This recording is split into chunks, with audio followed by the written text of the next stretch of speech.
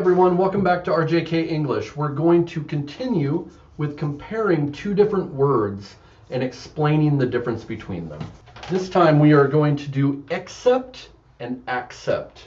Before I start, make sure to like and subscribe. It helps me to make these videos. You can hit the bell icon so that you know anytime I make videos.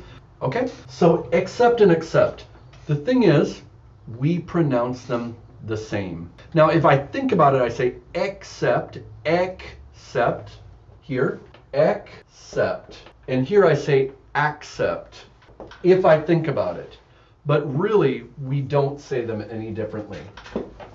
We say the schwa in English, which is like an it's our go-to sound. That's a schwa. It means this sound. Accept. I say accept. Okay? That's the problem with this, is that you can wonder which one is being used. Accept means to separate something, to make an exception. I do something for all of these and not for this person. Okay? Accept is to welcome something in. Okay, so they are two different concepts. Accept can be a verb, and that's the key. If you feel like it's a verb, it's going to be accept. To accept. Accept is not a verb, it's a preposition. It's a function word. So, I like all animals except snakes. Now, this obviously is not a verb. It's comparing these two things, except snakes. All except that one. To make an exception means an exception to the rule. That's an exception to the rule. This is a statement. That's an exception to the rule. For instance, all Americans have to go into the military at 18 years old. That's not true, but I'm just going to say this as a rule, except for Catholics, people of the Catholic religion. So I make an exception for Catholics in that rule. Or let's say the teacher assigns homework to you and they say, everyone has to do this homework except for Billy. Billy doesn't have to do it because he did so well in class today. Or everybody can go out and play except for Billy because he didn't get his work done. Everybody has to do something, but I make an exception for this one person. They don't have to do it, right? That's an exception to the rule. The rule is everybody needs to go outside, but the exception to the rule is Billy. He doesn't have to go outside. To accept, I accept you into our group. I can accept your friend request.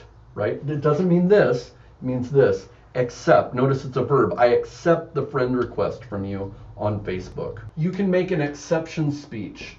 So when I get an award, the person always makes an exception speech. It means they accept the award and they give a speech to show their acceptance of the award. But it overall is a verb. Now, I can use a verb that kind of means accept, and it's exempt.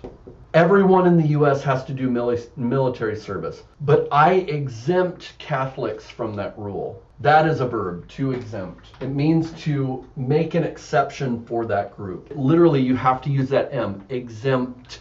And we don't really say the P, we say it like this, exempt.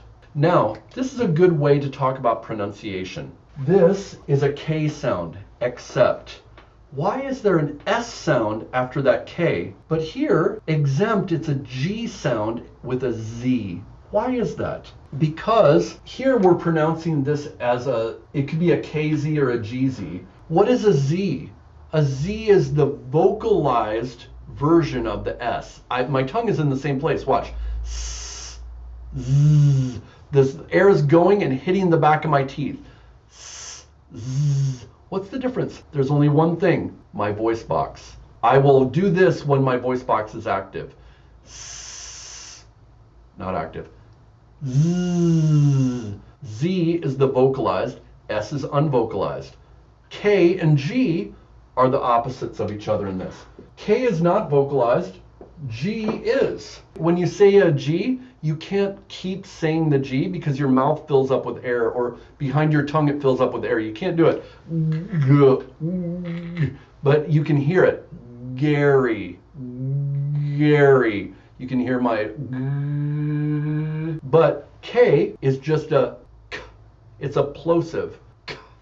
K. K is the unvoiced version of the G, and G is the voiced version of the K. So when we have this S sound here for sept, it necessitates the K sound, which is unvoiced. When we have the S sound in accept, K sound is used. Unvoiced, unvoiced. But here, this is a Z sound, so the K turns into a G, exempt. So that's your extra part about pronunciation in English and how it works. I hope that was interesting to you, and I'll see you next time. Hi everyone, welcome to RJK English.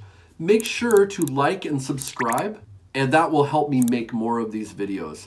I'm on YouTube and on Instagram, and see us on Facebook, and we can talk further.